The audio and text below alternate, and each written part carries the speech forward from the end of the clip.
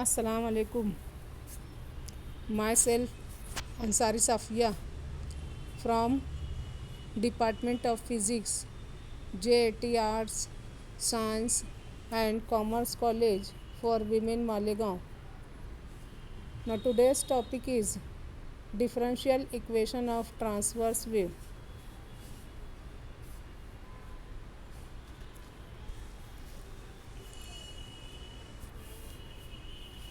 In order to find differential equation of a transverse wave, imagine a long and horizontal string.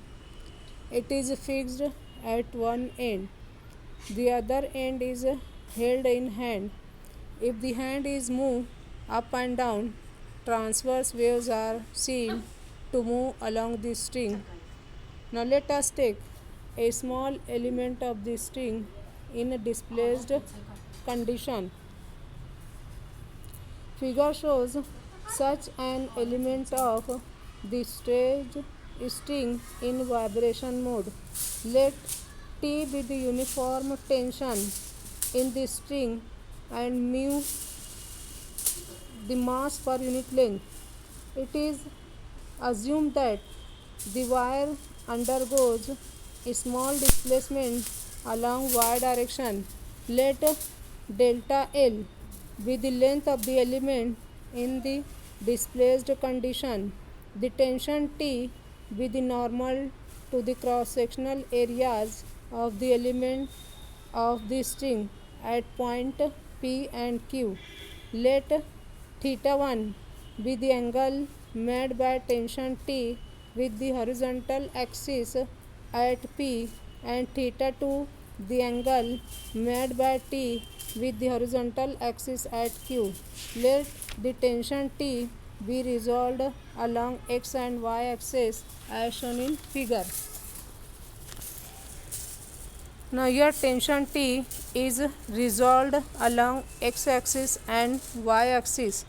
The force along x axis is Fx is equal to T cos theta 2 minus T sin theta 1. If theta 1 and theta 2 are very small, then cos theta 1 is nearly equal to cos theta 2 is nearly equal to 1. Therefore Fx is equal to T minus T, that is equal to 0.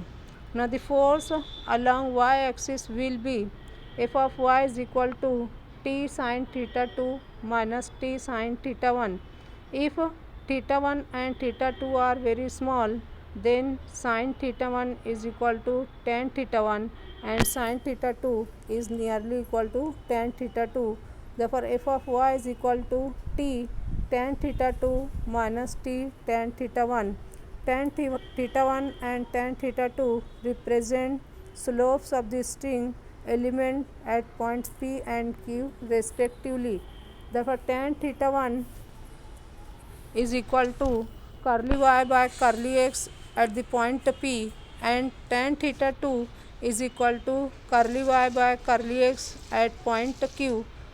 Therefore f of y is equal to T curly y by curly x at the point Q minus T curly y by curly x at point P. Now let delta x be the distance between points P and Q on the horizontal axis. Then we can write f of y is equal to T curly y by curly x at point Q minus T curly y by curly x at point P divided by delta x into delta x. Therefore we have curly square y by curly x square is equal to curly y by curly x minus curly y by curly x divided by delta x.